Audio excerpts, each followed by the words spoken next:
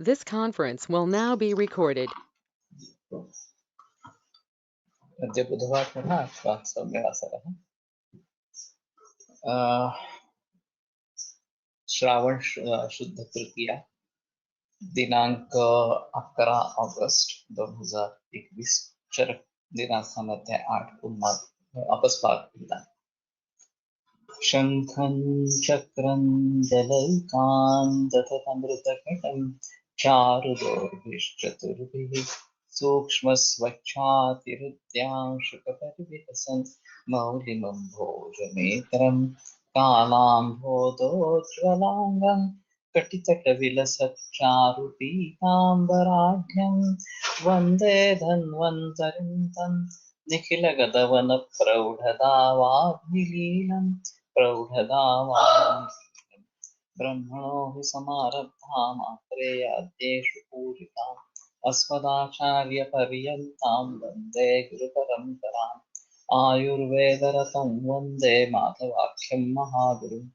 आयुर्वेदामृतं सर्वं शिष्येभ्यो यः प्रदत्तवान् द्रष्टाज्ञानी दुष्टकर्मा कृतकर्मा अध्यापको विश्वश्रेष्ठो महान् संशोधकस्तथा गुणैरेतैः समुदितैः यत्कार्यं प्रतनोति सः समृद्ध्यर्थं हि कार्यस्य वयं नु प्रयतामहे सरस्वत्यै नमो यस्याः प्रसादात् पुण्यकर्मभिः बुद्धिदर्पणसङ्क्रान्तं जगदध्यक्षमीक्षते आत्रेयं प्रथमं वन्दे आयुर्वेदजगद्गुरुम् आयुर्वेदामृतं सर्वं गृहीत्वा हि सुरेश्वरात् अग्निवेशादिकेभ्यो यत् प्रयच्छत्मनि सत्तमः प्रथमन्तं प्रकर्तारम् अग्निवेशं नमामि।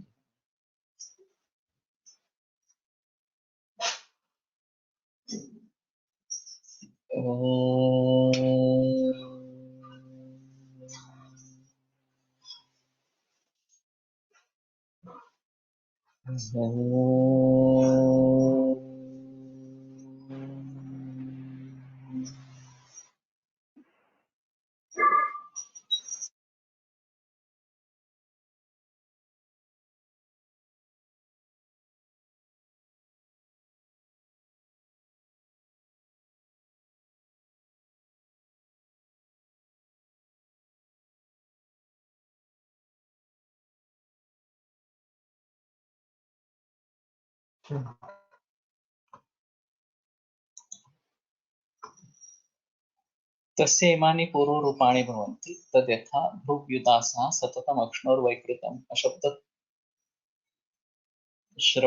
लालासिंहाणकप्रसरणम् अनन्नाभिलषणं रोचकाविपाकौ हृदयग्रहः कुक्षेः आटोपो दौर्बल्यम् अस्थिभेदः अङ्गमर्दः मोहः तमसो दर्शनम् मूर्छा भ्रमश्चाभीक्ष्णं स्वप्ने च मदनर्दन व्यधन व्यथन वेदन पतनादि नीति।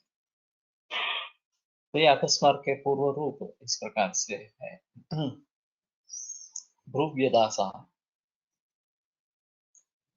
तो भ्रू के बारे में ये इधर उधर इस प्रकार का होना, इसमें कुछ दिया नहीं है। सततम अक्ष्णोः वैकृतम, नेत्रों के बारे में विकृति इस प्रकार के बार बार होते रहना, सतत होते रहना। अशब्द श्रवणम, जो शब्द नहीं है, एक्चुअली उच्चारित नहीं है, उनका भी श्रवण हो जाना। लाला सिंघाणक प्रसरण, सिंघाण प्रसरण, लाला और सिंघाणक इनका स्राव। अनन्नाभिलषण, अन्न की अभिलाषा न होना। अरोचका विपाक, अरोचक और अविपाक। हृदय ग्रह, कुक्षे है आटोपः, कुक्षि में आटोप। दौर्बल्यम, अस्थिभेदः, अंगमर्दः, यह जीव है, अस्थिभेद ये लक्षण आया है इसमें। अंगमर्द, मोह तमसो दर्शन, मूर्छा भ्रमश्चाभीक्ष्णम, स्वप्ने च मद नर्तन व्यधन व्यथन वेकन पतनादीनि, ये सभी स्वप्न में दिखना इस प्रकार से। ततोनंतरम अपस्माराभिनिवृत्तिरेव, और इनके बाद अपस्मार की अभिनिवृत्ति हो जाती है, अपस्मार की उत्पत्ति हो जाती ही है। तो निवृत्तिरेव, तो होती ही है, ऐसा है। अभी ये पूर्व रूप देखेंगे तो भृगुदासता अक्ष्णो वैकृतम अशुद्ध श्रवण लाला सिंहाणक प्रसरवण अनुमाभिलषणम अरोचका विपाक। यहाँ तक थोड़ा मुख से या आहार संबंधित इस प्रकार के हैं। हृदय ग्रह से लेकर ये कुक्षय अटोपः दौर्बल्यम अस्थिभेदः। अस्थिभेदः का काफी अलग इस प्रकार का आया है लक्षण, उसके बारे में थोड़ा सोचना पड़ेगा। और उसमें इसका रोल, अस्थि का रोल क्या है दूषक के हिसाब से, ये थोड़ा देखना पड़ेगा। अंगमर्द मोह तमसो दर्शन, ये काफी प्रधान लक्षण है। और प्रशंस्तमक प्रविशति, ये आगे उसके बारे में वर्णन है। मूर्छा भ्रम, तो इन सभी लक्षणों को देखते हुए इससे आगे अपस्मार होने वाला है, ये निश्चित करना बहुत आवश्यक इस प्रकार का रहेगा। और ये काफी अलग अलग इस प्रकार के लक्षण है, तो इसके बारे में थोड़ा सोचना पड़ेगा। नए नए निदान उभर आए हैं, इस पर हमारी पॉलिसी क्या हो इस पर बताने वाले थे।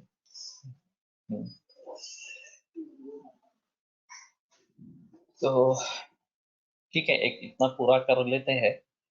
मुझे मेरे मन में याद में था, लेकिन थोड़ा पढ़ लेंगे ऐसा सोचा था। ठीक है, क्योंकि एक बार उसमें घुसेंगे तो बाकी कुछ नहीं होगा। तत्र इदम् अपस्मार विशेष विज्ञानं भवति तत् यथा अभीक्ष्णम् अपस्मरन्तम् क्षणेन संज्ञां प्रतिलभमान। तो बार बार अपस्मार होता है, क्षण में फिर से संज्ञा प्राप्त। तो इसका कार्डिनल सिम्टम अपस्मार का वेग यही है, उत्पिंडिताक्षम, आंखें जैसे कि बाहर निकल आना। ये थायराइड में देखा जाता है उत्पिंडिताक्षम पर। तो शायद उसके बारे में थोड़ा सा सोचना पड़ेगा। असामना विलपंतम, विलाप करने वाले इस प्रकार से, और वो भी बेसुर इस प्रकार से। उद्वमंतम फेनम, वमन, फैन का वमन करने वाले। अतीव आत्मात ग्रीवम, और ग्रीवा भी फूली हुई इस प्रकार की। अतीव आत्मात, आविद्ध शिरसम, शिरस्कम, आविद्ध शिरस्कम, इसका क्या बताया गया है क्या?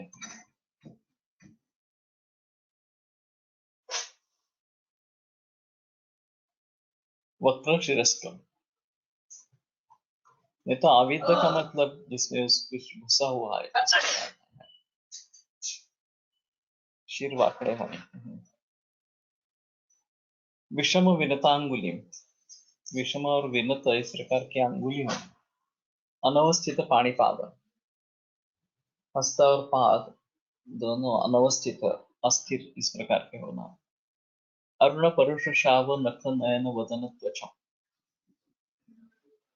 कोई बात का ही है। अरुण परुष शाव नख नयन वदन त्वचा, अनवस्थित चल परुष रूक्ष रूप दर्शन। अनवस्थित चल परुष रूक्ष रूप देखने वाला इस प्रकार। वातलानुपशयम, वातलस्य अनुपशय विपरीतोपशयम च वातेन अपस्मरम विद्या। और विपरीत से उपशय ये वात के जरिए अपस्मार है इस प्रकार का समझो। अभीक्ष्णम अपसरंतम, बार बार अपस्मार होना। क्षणेन संज्ञा प्रतिलभमान, क्षण में संज्ञा फिर से प्राप्त होना।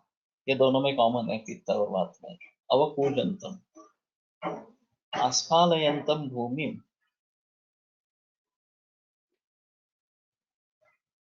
तो पाद से भूमि पर आघात करते हैं ना। हरित हारितर ताम्र नख नयन वदन त्वचा, रुधिरोक्षित उग्र भैरवादीप्त रूषित रूप दर्शन।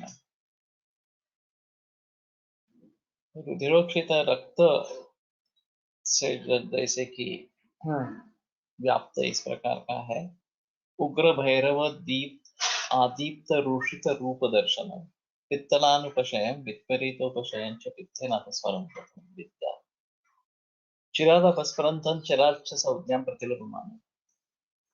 तो दीर्घ काल में अपस्मार का वेग आता है, दीर्घ काल में संज्ञा प्राप्त होती है। ये कालावधि कुछ सेकंड से कुछ मिनट तक इस प्रकार का हो सकता है। उपंतम अनति विकृत चेष्टम, ज्यादा विकृत चेष्टाएं नहीं है। नाम उद्भवंतम उद्भवंतम शुक्ल नख नयन वदन त्वचम शुक्ल गुरु स्निग्ध रूप दर्शनम श्लेष्मलानुपशयं विपरीतोपशयं च श्लेष्मणा अपस्मरंतम विदा समवेत सर्वलिंगम अपस्मारम सांता। सभी लक्षण अगर साथ में है तो वो सांख्यात है। तो असाध्यम आचक्षते, वो असाध्य बताया जाता है। इति चत्वारो अपस्मारा व्याख्याता, तो इस प्रकार से 4 अपस्मार बताए गए। तेषाम आगंतुः अनुबंधो भवत्येव कदाचित्, उसमें आगंतु अनुबंध भी कभी कभी होता ही है। तम उत्तर कालम उपदेक्षामः तस्य विशेष विज्ञानम यथोक्त लिंगे ही लिंगाधिक्यम अदोष लिंगानुरूपं च किंचित।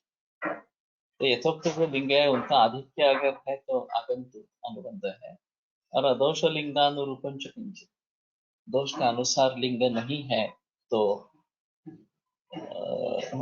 आगंतु उन्माद आगंतु अपस्मार समझना चाहिए। अपस्मार का वेग कितने समय रहे रहे रह रहा, इससे क्या समझेंगे। अगर ज्यादा देर तक अपस्मार का वेग है तो कफज से है, बाकी कफ के लक्षण भी होने चाहिए। लेकिन ये बात अहम रहेगी कि कितने समय तक रहता है अपस्मार का वेग, ये नोट करना जरूरी है। और क्षणेन ये वात और पित्त में कहा गया है, तो क्षण भर में उसको संज्ञा फिर से प्राप्त हो जाती है, लेकिन स्मरण रही नहीं रहता कि क्या हुआ था, किस अवस्था में उसको या अपस्मार का वेग आ गया वगैरह। तो ठीक है, कल मैंने जो बात कही थी कि एक पॉलिसी डिसीजन होना है, और ये बहुत ही बड़ा निर्णय इस प्रकार का होगा। हम पॉलिसी डिसीजन कर पाएंगे नहीं पाएंगे ये अलग है, लेकिन उसमें जो मुद्दे हैं उनको तो मैं सामने रखूंगा, फिर हर एक अपने अपने तरीके से उसके बारे में सोचे तो बेहतर ऑप्शन है। इस सभी की शुरुआत जो है वो मॉडर्न मेडिसिन में जैसे जैसे संशोधन होता गया, और मॉडर्न मेडिसिन में जैसे जैसे नए नए ड्रग्स आने लगे और नई नई इन्वेस्टिगेशंस आने लगी, और उन ड्रग्स के जरिए सिम्टोमेटिक रिलीफ तात्काल मिलता गया, तब से ये सिलसिला शुरू हुआ।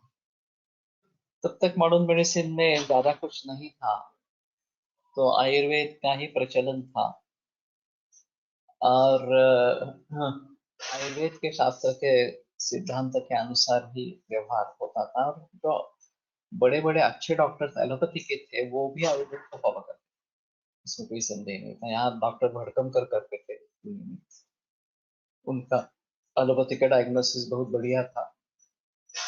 वैसे मॉडर्न के ही चिकित्सक थे, फिर भी काफी हद तक ये सब आयुर्वेद ये सब करते थे। और वायवी फाटक ये भी पुणे के एक मशहूर डॉक्टर भी होते, वो भी इस प्रकार से करते हैं। तो जैसे जैसे नए नए खोज निकले, नए नए तकनीक आ गए, खास करके पहला जो तकनीक आया वो एक्सरे का आया और अस्थिभंग चिकित्सा में इससे काफी अंतर हो गया। पहले केवल हाथ से अस्थिभंग है क्या, कितना है, एयरलाइन है या ज्यादा है, डिस्प्लेसमेंट है क्या वगैरह, ये सब देखा जाता था, और मैनिपुलेशंस करके अस्थि को बैठा देते थे। और फिर कपाटशयन वगैरह इस प्रकार का प्रचलन था। जब एक्सरे आया तो अस्थि के विकृति के बारे में जानकारी होने लगी और स्पष्ट रूप से अस्थि दिखने लगा कि कहाँ पे फ्रैक्चर हुआ है वगैरह वगैरह इस प्रकार से। लेकिन इसमें भी अजीब बात थी कि शुरू की अवस्था में जब ये टेक्निक स्थिर नहीं हुआ था तो राम भोसले के पास एक वाइसरॉय की पत्नी आई ट्रीटमेंट के लिए और फीमर का फ्रैक्चर है ऐसा एक्सरे दिखा रहा। और राम भोसले ने हाथ लगा कर देखा और वो एक बार हाथ लगाते एक बार फिल्म देखते ऐसा हुआ। तो वाइसरॉय ने पूछा व्हाट इज द मैटर। तो इन्होंने कहा कि X-ray says that there is fracture whereas my fingers say there is no fracture। Viceroy ने पूछा कि तो फिर सही क्या है। तो उन्होंने कहा माय फिंगर्स। इतना कॉन्फिडेंस था और वाइसरॉय के पत्नी के बारे में ये कॉन्फिडेंस था। कोई भारतीय व्यक्ति के बारे में होता तो एक अलग बात होती इस प्रकार। तो क्लिनिकल डायग्नोसिस को ज्यादा महत्व था, बहुत ही ज्यादा महत्व था। और रोगों के सिम्टम्स होते थे। अभी जो पैथोलॉजिकल सिम्टम रेडियोलॉजिकल सिम्टम ऐसी बात नहीं, क्लिनिकल सिम्टम्स होते थे और क्लिनिकल सिम्टम्स के आधार पर ही या फिर परीक्षण क्लिनिकल परीक्षण के आधार पर ही निदान होता। और रोगों की संख्या भी इस तरीके से बढ़ी नहीं थी। जो क्लासिकल डिसीजेस है वही थे प्रकार से। तो धीरे धीरे एक्सरे का पहले आया, फिर बाद में सोनोग्राफी का टेक्निक आया, फिर ये CT scan PET scan MRI ये टेक्निक आ गए धीरे धीरे। और इसने फिर 32 स्लाइस 64 स्लाइस 128 स्लाइस वगैरह वगैरह ऐसे अभी इसमें सूक्ष्मता ज्यादा ज्यादा आ रही है इन सभी के बारे में। तो कहने का तात्पर्य अर्थ है ये है कि जब ये इन्वेस्टिगेशन सामने आए और उनके जरिए शारीर पर एनाटॉमिकल लेवल हाँ कुछ निदान होने लगे और कुछ सिस्टम वाइज अप्रोच हो गया। हाँ। और दूसरी तरफ औषधियों में भी तरक्की हो रही थी। तो एनाल्जेसिक्स शुरू में आई, एंटीबायोटिक्स दूसरे महायुद्ध से आरंभ में हुई जिनमें पेनिसिलिन का पहले जिक्र हुआ। और फिर एंटीबायोटिक्स आती ही रही इस प्रकार से। टाइफाइड के लिए क्लोराम्फेनिकॉल ये बहुत अहम दवा उस समय में निकली। जब उसको रेसिस्टेंस आया तो सिप्रोफलोक्सासिन आ गई, उसको भी रेसिस्टेंस आ गया तो अभी ये नई नई दवाएं इस प्रकार से आ रही है। और कुछ दिनों के बाद उसको रेजिस्टेंस आता है तब तक नई दवा पहुंच जाती है। इस प्रकार का सिलसिला एंटीबायोटिक्स के बारे में अभी भी चल रहा है। टीबी के बारे में दो दो ड्रग्स से शुरुआत करते 7 ड्रग तक अभी तक पहुंच गया है। ये मेरा मालूम नहीं, अभी 8 भी हो गया होगा, लेकिन 7 ड्रग तक तो मैंने सुना था इस प्रकार से। और फिर इससे सिम्टोमेटिक रिलीफ अच्छा मिलने लगा तो लोगों में वैद्यों में भी हलचल मची। वैसे शुद्ध आयुर्वेदिक प्रैक्टिस करने वाले बहुत ही कम लोग इस प्रकार के हो गए और ज्यादातर तो लोग एलोपैथी की तरफ हो गए। और BAMS ये इंटीग्रेटेड कोर्स चलाया गया। उसमें रेगुलरली आयुर्वेद के साथ एलोपैथी भी पढ़ाई जाती थी और वो पढ़ाने वाले एलोपैथी के डॉक्टर्स। तो निस्संशय उनके हाथ में बहुत कुछ था, डायग्नोसिस के स्तर पर था, चिकित्सा के स्तर पर था, सिम्टोमेटिक रिलीफ के स्तर पर था। और उनका परिणाम बहुत ज्यादा BAMS छात्रों पर हो गया। उनमें से कुछ छात्रों ने आगे जाकर LCPS MBBS किया और फिर आगे जाकर MD वगैरह इस प्रकार का एलोपैथी में किया। डॉक्टर अरविंद संगमनेरकर ये एक बड़ा उदाहरण है जिन्होंने गायनेकोलॉजी में MD किया और खुद का अस्पताल बड़ी पैमाने पर चलाया। सुरेश पाटणकर, पाटणकर का नहीं, हाँ। इन्होंने भी एलसीपीएस, एमबीबीएस और फिर नेफ्रोलॉजी में कराया। एस, ये उनकी इंस्टीट्यूट है एसी। इस प्रकार से एक पेडिट्रिशियन है जिन्होंने भी इस प्रकार से नवरंगे एमबीबीएस और एमडी पेडियाट्रिक्स किया इस प्रकार से। और ये सभी लोग एलोपैथी के कट्टर पुरस्कार इस प्रकार के हो गए। मैं जब पढ़ रहा था, डॉक्टर शहाड़े करके सर्जन, वो लेक्चर्स लेते थे और काफी लोग उनके पास जाते थे। मैंने भी उनके कुछ लेक्चर्स सुने हैं, संगमनेर से भी मैंने लेक्चर सुने हैं। लेकिन जब उन्होंने बताया कि डिस्मेनोरिया के लिए केवल ब्रांड नेम चेंज करते रहना और एनालिसिस देते रहना, बाकी कुछ नहीं है उसमें इस प्रकार से। अगर दूसरे किसी डॉक्टर के पास मरीज जाके आया है तो उसने कौन सी दवाइयां दे दी है वो देखो, और ब्रांड बदल कर दूसरी दवाई दे दो इस प्रकार से। तो मेरी समझ में आया कि ये तो भटक गए हैं इस प्रकार से। फिर भी उनमें परिवर्तन आने का कोई चांस इस प्रकार का नहीं था। फिर भी कुछ परंपराएं चलती आ रही थी। जो गुणे शास्त्री की परंपरा है, भाग्यवड़ीकर ने तो नई परंपरा आरंभ करी। गुणे शास्त्री के बारे में मुझे मालूम नहीं, उनके घराने में कोई वैद्य थे इस प्रकार से। हल्दीकर की परंपरा अहमदाबाद में है।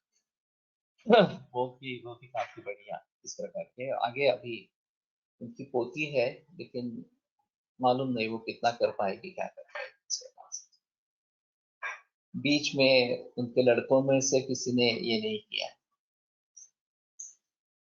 और नामल शास्त्री की परंपरा, गणेश शास्त्री जोशी की परंपरा यहाँ पुणे में रही है। सिर्फ ये लोग आयुर्वेद करते रहे। बाकी सब लोग दूर हो गए आयुर्वेद से, और वही कॉलेज में अध्यापक बन गए। अब ऐसा रहा कि एलोपैथी सिखाने वाले लोग भी कम हो गए कॉलेज से। डॉक्टर किड़ीकर ताराचंद में आते थे। डॉक्टर खान पेडियाट्रिक सर्जन बहुत अच्छे आदमी है, वो भी ताराचंद में आते थे। अभी मालूम नहीं मुझे आते हैं या नहीं आते प्रकार से। लेकिन ये एलोपैथी में मास्टर्स होने के बावजूद आयुर्वेद कॉलेज में पढ़ाते थे। हाँ। और फिर ये अच्छा सिलसिला था। फिर भी जब इनका आना बंद हो गया, हमारे ही लोगों ने जो बीए मेंडेस के बाद में अभी ये एमडी का सिलसिला शुरू हुआ, फिर उसमें से अध्यापक बनने लगे और मूल ग्रंथ से नाता छूट गया। तो शुरू में तो ये मूल ग्रंथ पढ़ाए जाते थे इस प्रकार से। फिर बीच में एक बीएसएम, बैचलर ऑफ शुद्ध आयुर्वेदिक मेडिसिन, ये भी अभ्यासक्रम चलाया गया। शुद्ध लोगों ने उसके लिए प्रयास किए, लेकिन वो सक्सेसफुल नहीं रहा। फिर बाद में बीएमएस आया। अभी बीएमएस में ऐसा है कि महाराष्ट्र में स्थिति ऐसी है कि कोर्ट में चक्कर चलाए गए और मुकदमा चलाया गया। और BMS doctor can practise allopathy to the extent that has been taught in the syllabus. ये न्यायालय का फैसला है। तो उसके आधार पर इन्होंने सिलेबस में परिवर्तन करना आरंभ कर दिया, ताकि हम बता सके कि हमारे सिलेबस में सभी है, एलोपैथी का सभी ज्ञान है। तो कोई भी एलोपैथी की प्रैक्टिस करे तो वो कानून में फंस न जाए। अभी भी ये सिलसिला चल रहा है, क्योंकि गायनेकोलॉजिस्ट है, ऑप्थेल्मोलॉजिस्ट है, ईएनटी सर्जन्स है, कि पूरी एलोपैथी की प्रैक्टिस करते हैं। और जब तक स्मूथली सब चलता है तब तक कोई वांधा नहीं है। मैं ये नहीं कहूंगा कि उनका एलोपैथी में एक्सपर्टाइज नहीं है, उनका एलोपैथी में जरूर एक्सपर्टाइज है, इसमें कोई संदेह है इस प्रकार का नहीं है। फिर भी अगर कुछ मेडिकल प्रॉब्लम हो जाता है, लीगल प्रॉब्लम हो जाता है, मेडिकल लीगल, तो इनको कहाँ से प्रोटेक्शन मिलेगा? तो इसलिए इन सभी का प्रयास इंटीग्रेटेड मेडिकल एसोसिएशन, इसकी स्थापना हुई, national integrated medical association, एनआईएमए, Nima. और इन्होंने काफी प्रयास करके सिलेबस में परिवर्तन लाया। और अभी आप एलोपैथी की प्रैक्टिस करो और आप दिखा दो कि ये हमारे सिलेबस में है, तो कानूनी तौर पर आपका कोई कार्रवाई नहीं हो सकती।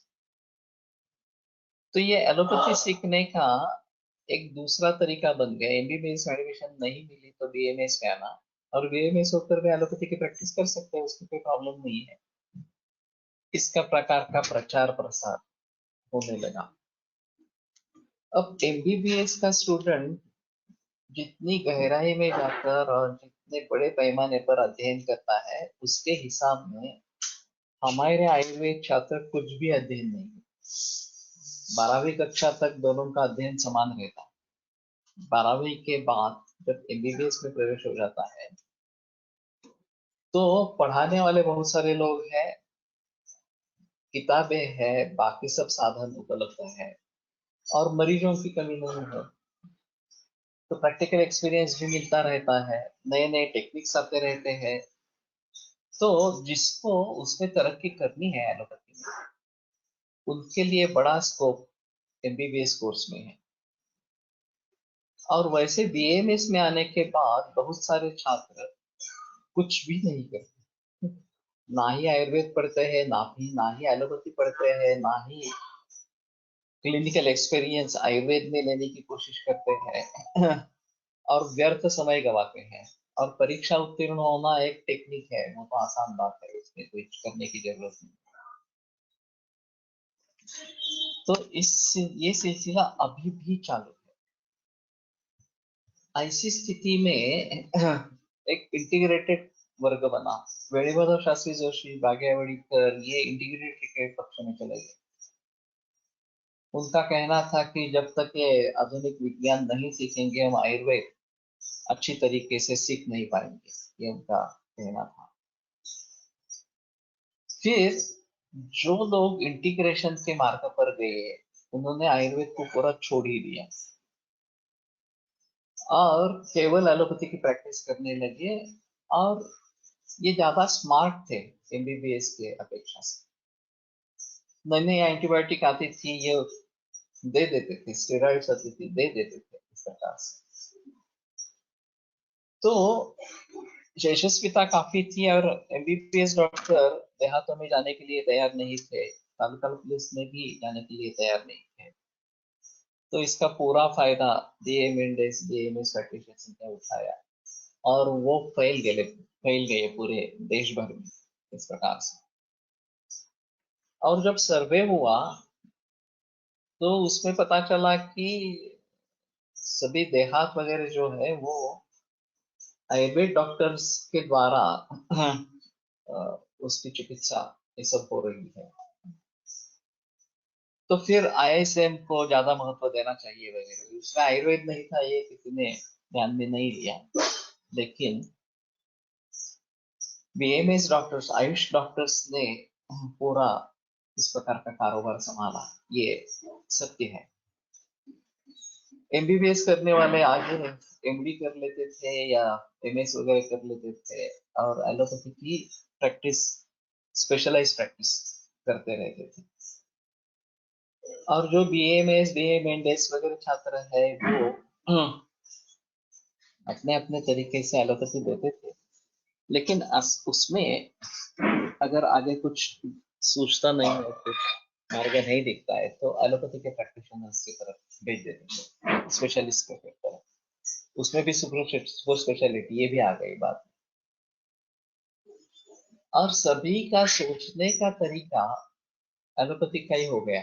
एलोपैथी के डॉक्टर का तो होना ही है, लेकिन आयुर्वेद के डॉक्टर का तो ऐसा नहीं होना चाहिए था। उनको आयुर्वेद की दृष्टि से सोचना आवश्यक।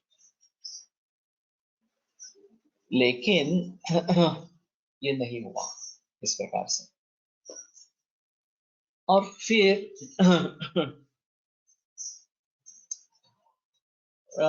जो इंटीग्रेटेड वेणुमाधव शास्त्री जोशी वगैरह जो इंटीग्रेटेड बन गए थे, उन्होंने देखा कि इंटीग्रेशन पे चलने में कोई मतलब नहीं है, और वो शुद्ध आयुर्वेद में फिर से कन्वर्ट हो गए, आ गए उस पक्ष में आ गए, और शुद्ध आयुर्वेद का प्रचार प्रसार करना आरंभ कर दिया। उनके अनुयायी बहुत कम थे, और ज्यादातर इसी का महत्व, एलोपैथी का ही महत्व पूरे देश भर में इस प्रकार का था। लेकिन फिर भी जो परंपराएं चली आ रही थी वैद्यों की, उसके जरिए थोड़ा थोड़ा परिवर्तन होने लगा। कोलटकर सर ने तो बहुत प्रयास किए इसके बारे में, और फिर मूल ग्रंथ पढ़ाना, टीकाएं पढ़ाना, दिखाना, इस प्रकार से प्रैक्टिकल दिखाना, इस प्रकार से वैद्यों में परिवर्तन लाना, छात्रों में परिवर्तन लाना, ये कोलटकर सर का प्रयास। लेकिन परिस्थिति इतनी विपरीत थी कि इतने सब कष्ट उठाने के बावजूद भी बहुत ही थोड़े वैद्य निर्माण होते थे, एक या दो।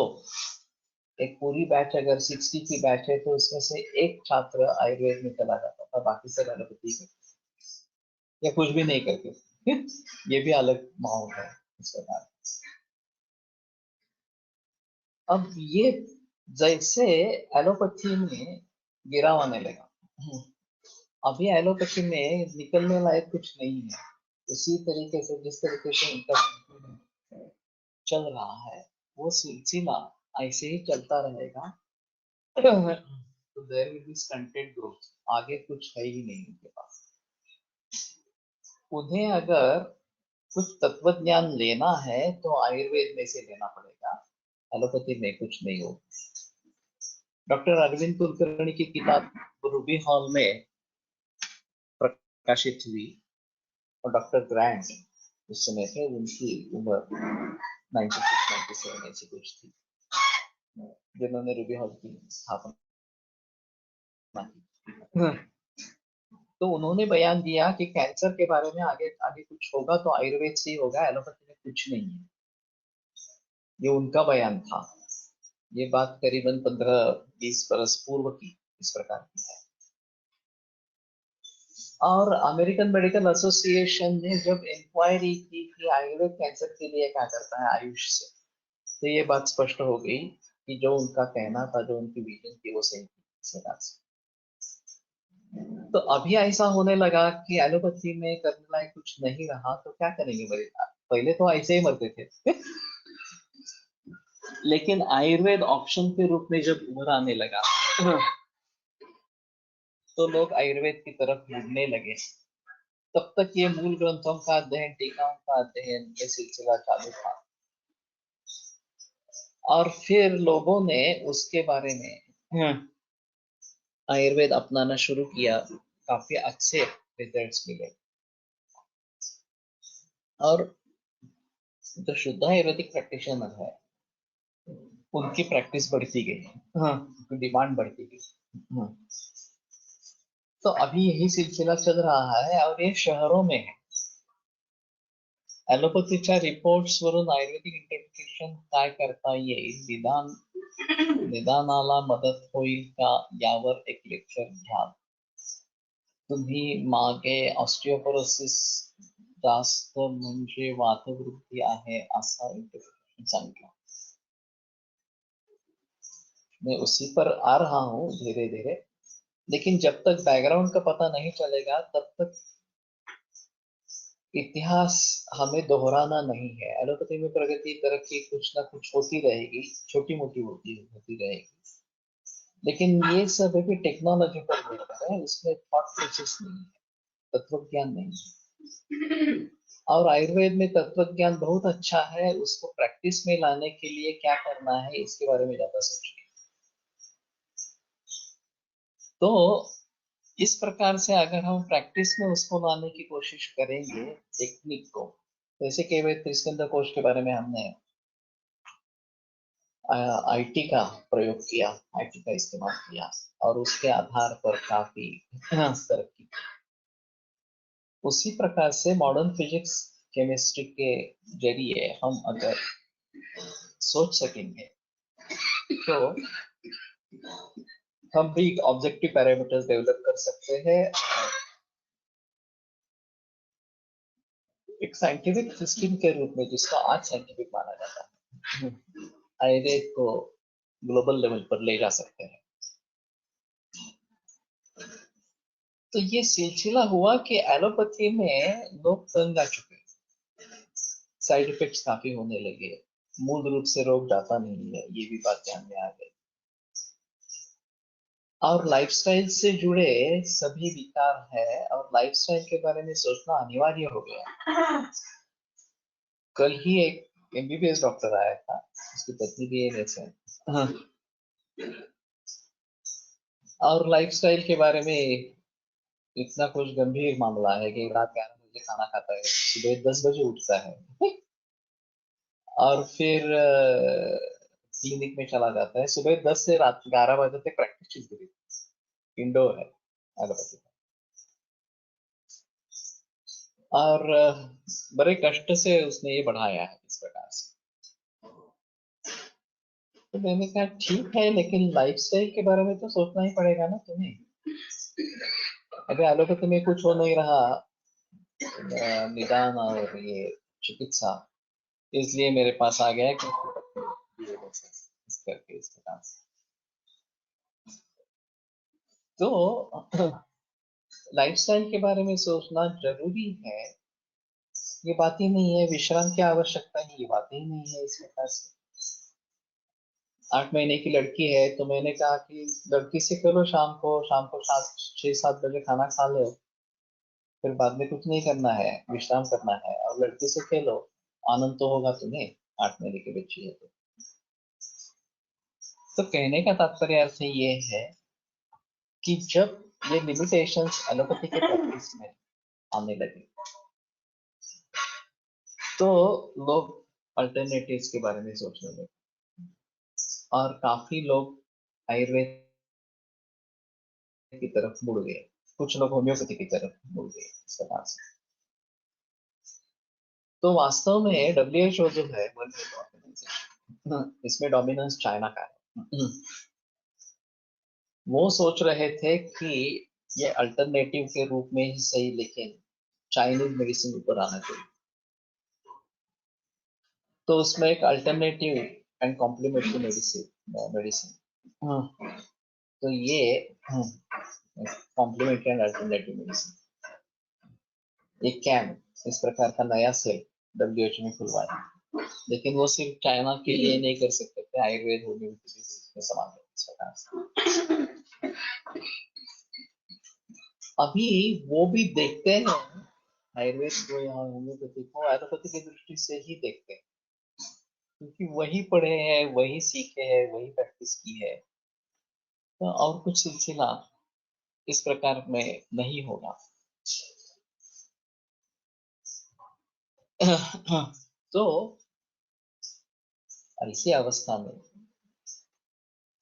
मूल रूप से आयुर्वेद को आयुर्वेद की तरफ से सोच लेना, समझ लेना, उसका व्यवहार लाना, ये आवश्यक इस प्रकार का है।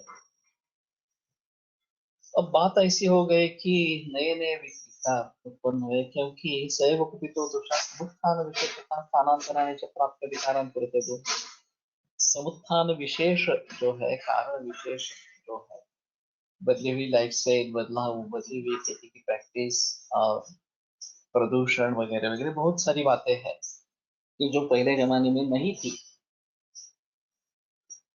तो उनके बारे में कैसे सोचना है। जो नए नए विकार उभर आ रहे हैं, कैंसर जैसी बीमारी फैल रही है, अभी नया विकार नहीं रहा कैंसर, और जितनी बड़ी मात्रा में वो फैल गया है, फैल रहा है, उसको देखकर उसके बारे में मूल रूप से सोचना जरूरी हो गया। अभी भी लोगों की मानसिकता वही है, क्योंकि एलोपैथी के दृष्टिकोण हालिया स्तर पर पहुंच गए, जो बातें हमने भी पढ़ी नहीं वो 11वीं 12वीं में लोग पढ़ लेते हैं, कैंसर क्या है, डायबिटीज क्या है, वगैरह वगैरह इसके बारे में।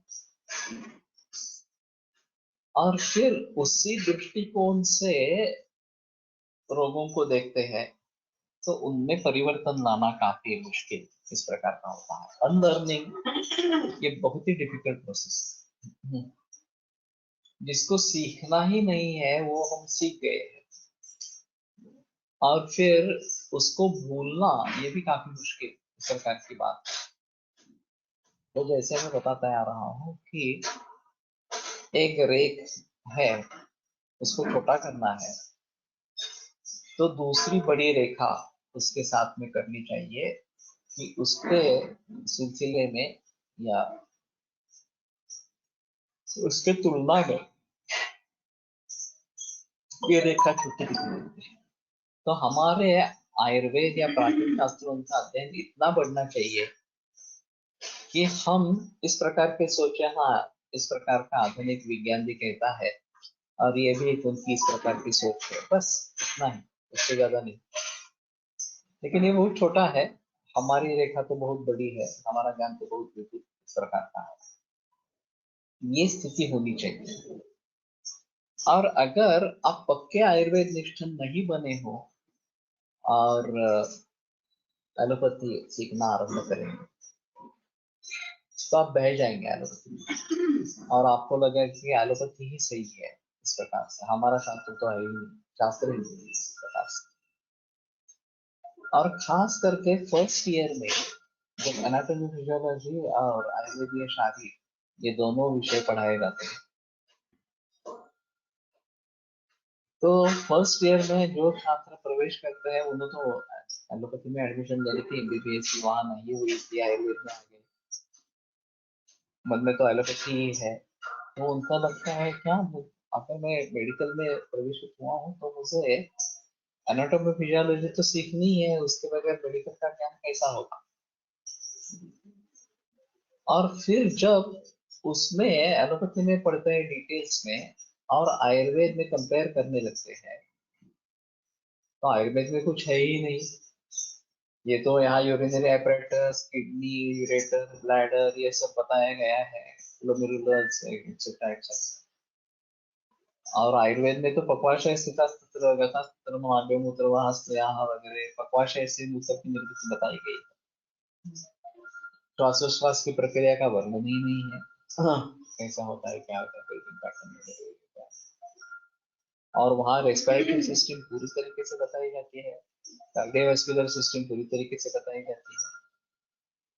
तो ये सब देखकर विद्यार्थी के मन में संदेह निर्माण होने लगता है कि आयुर्वेद है क्या वास्तव में। हाँ, आयुर्वेद का कुछ उपयोग है भी या नहीं भी, आयुर्वेद से लोग ठीक होते हैं या नहीं होते हैं इस प्रकार से। और प्रत्यक्ष प्रमाण को कैसे ठुकराएंगे, ये तो एनाटॉमिकली बता रहे हैं हम, डिसेक्शन करते हैं तो उसमें हमें पता चलता है कि हाँ ऐसे है, किडनी वगैरह ऐसे। तो हम कैसे माने कि प्रकाशय मूत्र वहां और सूक्ष्मत्वानुपलब्धन्ते मुखान्यासम सहस्र सहस्र मुख है उनके, जो दिखाई नहीं देते। तो जब ये कंपैरिजन शुरू होती है मॉडर्न एनाटॉमी और मॉडर्न आयुर्वेदीय शारीर की, तो हमें लगता है कि आयुर्वेद का शारीर बिल्कुल अच्छा नहीं है, सिस्टमेटिक नहीं है, और एलोपैथी बहुत सिस्टमेटिक है। तो उसका एक अहम मुद्दा मन में बैठ जाता है। अगर उस जमाने में उस समय में कोई आयुर्वेद अच्छा सिखाने वाला आदमी नहीं हो, तो लोग एलोपैथी में बह जाते हैं, इसमें कोई संदेह इस प्रकार का नहीं है। तो हम भी ग्रे से एनाटॉमी करते थे, और एक लाडू काड़े करके एमए इंग्लिश, आयुर्वेद से कोई संबंध नहीं, कोलेस्ट्रॉल सबके मित्र थे। और यह आदमी बड़ा अजीब था, रहन सहन बिल्कुल अच्छी नहीं थी,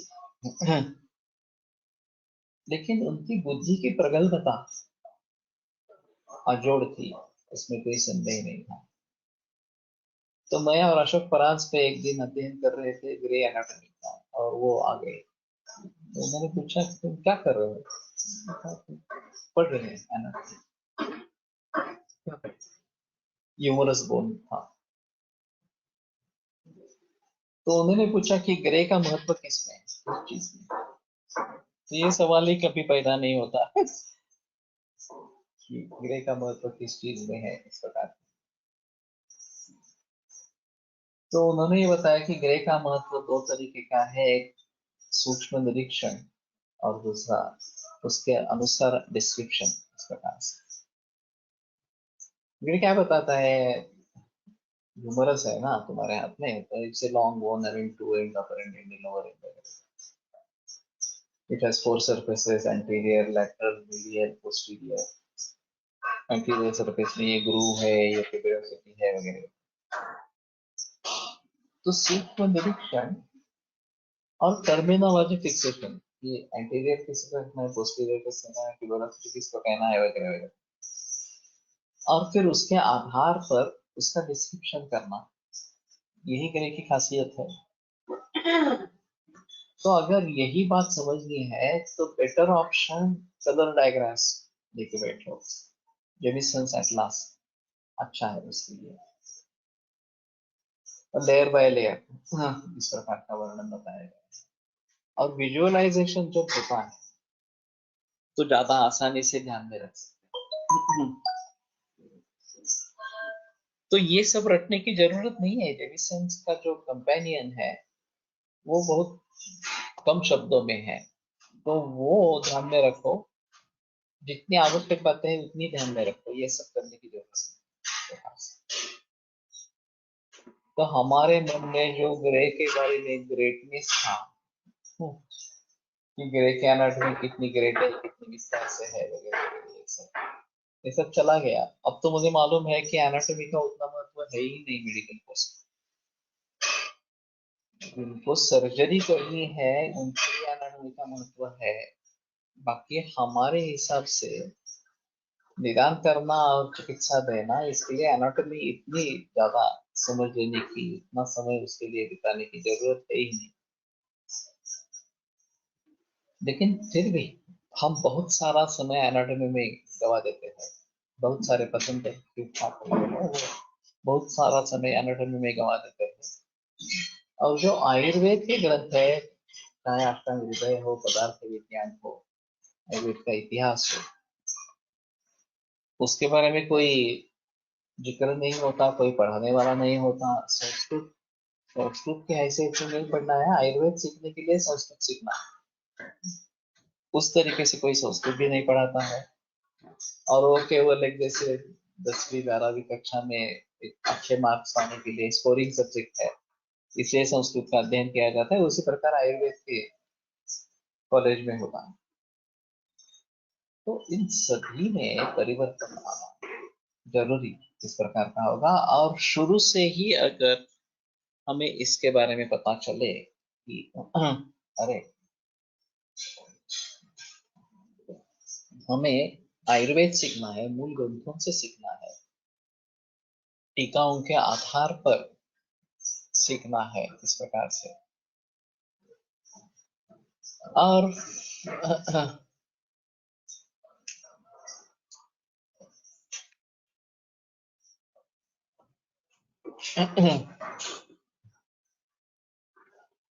in South India, do Ayurvedic colleges teach modern anatomy, physiology, pathology, investigation, and Ayurvedic grantha, and they have all the knowledge of allopathy with Ayurvedic also. While treating the patient, they incorporate all the resources and give Ayurvedic.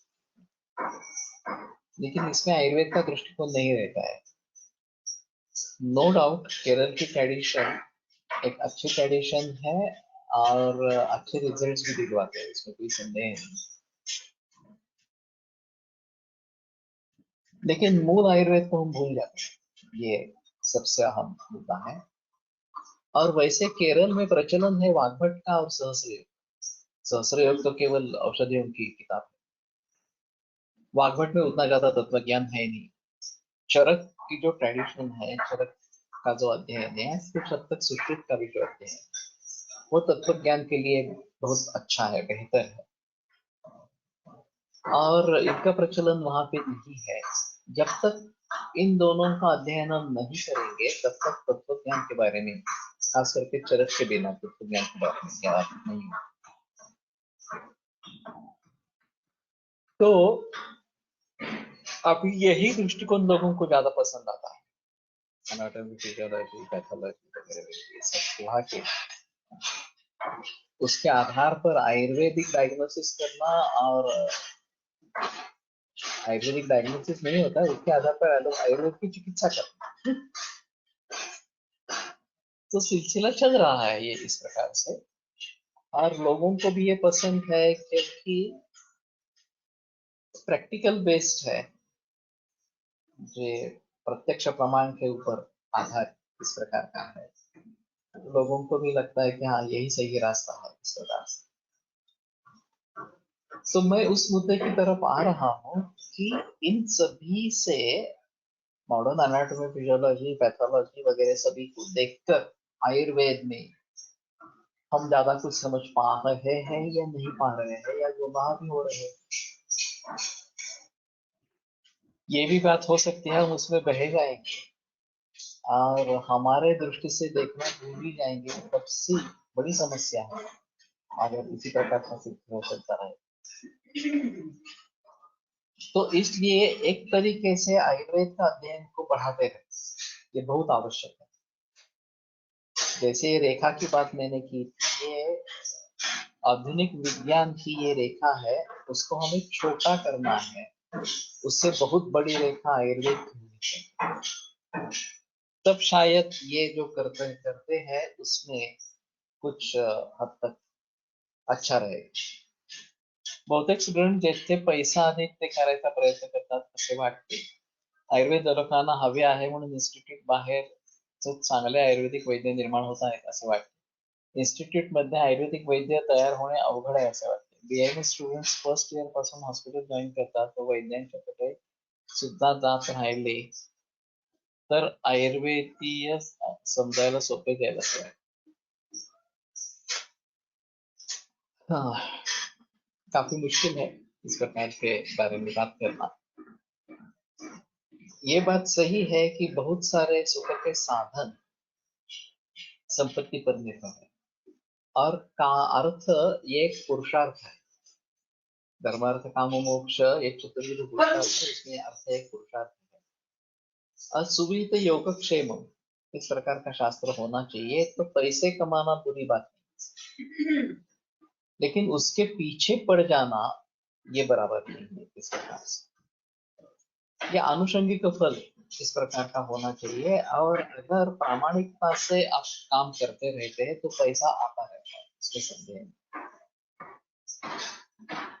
हमारे सामने जो मरीज है उसको पूरा न्याय अगर हम दिलाएंगे, भली भांति कोशिश करेंगे कि वो ठीक हो जाए, सिम्टोमेटिक रिलीफ तो कम से कम मिले वगैरह वगैरह इस प्रकार से, तो पैसा मिलता रहता है। क्वचित धर्मा क्वचित मते क्वचित अर्थ क्वचित यशा कर्माभ्यासा क्वचित चिकित्सा नास्ति निष्फला।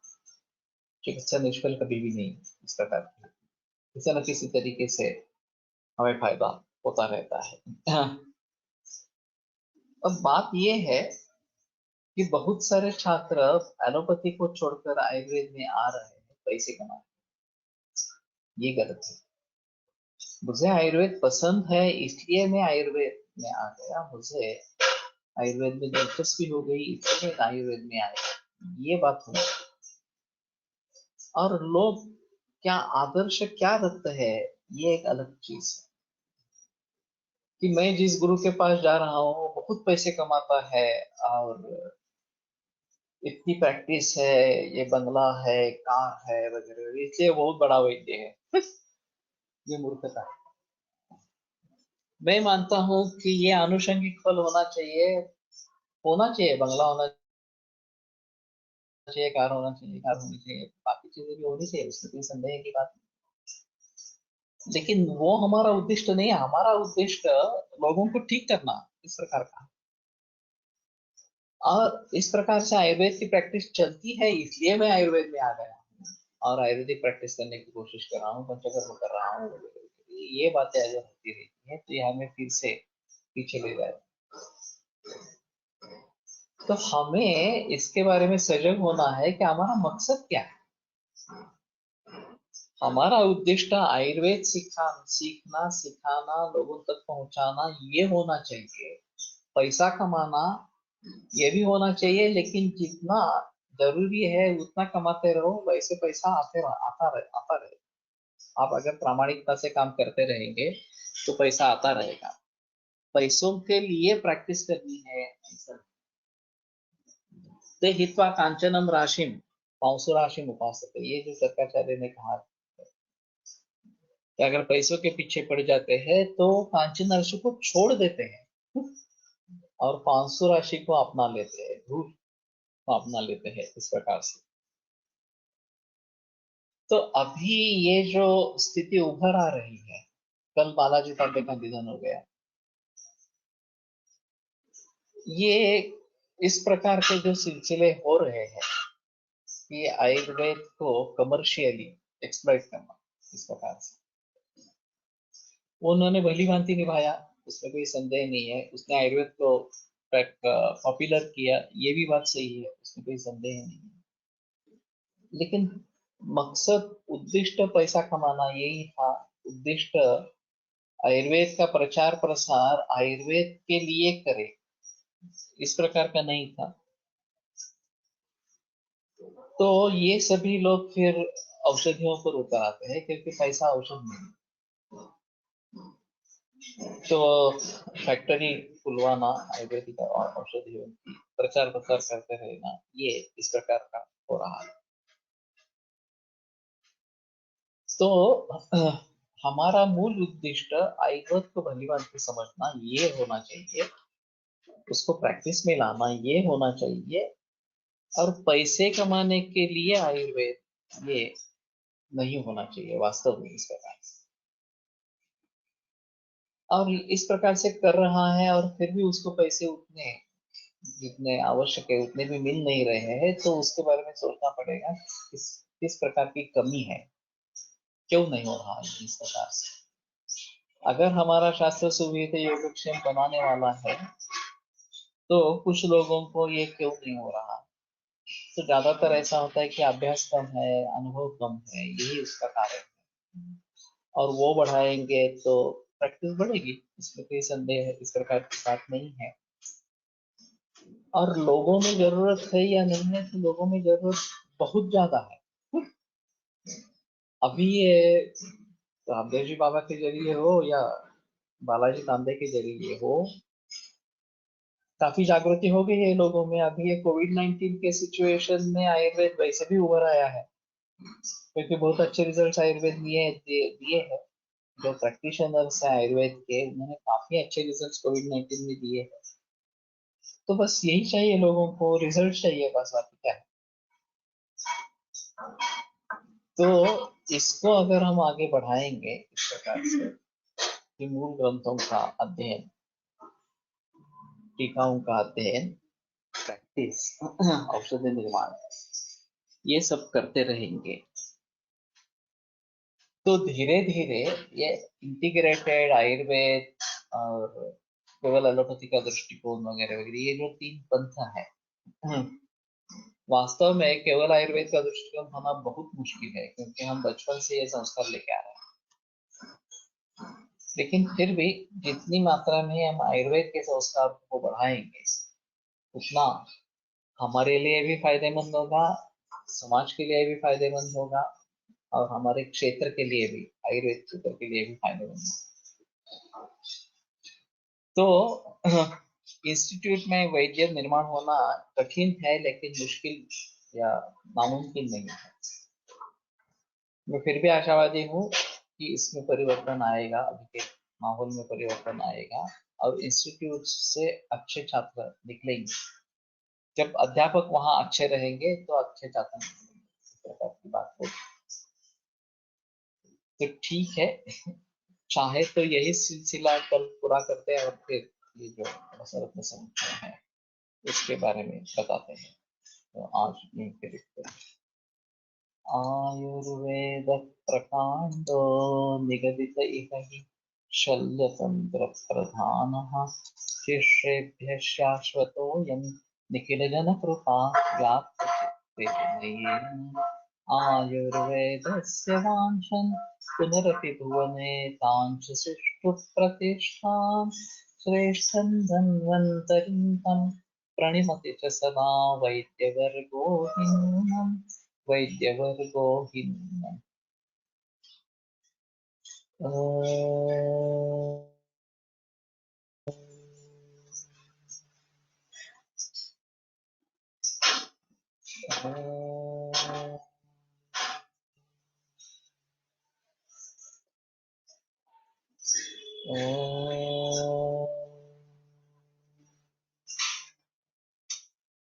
ओम शांति शांति शांति। योग सूत्र आहे आज, कोशिश करेंगे। विरम में थे।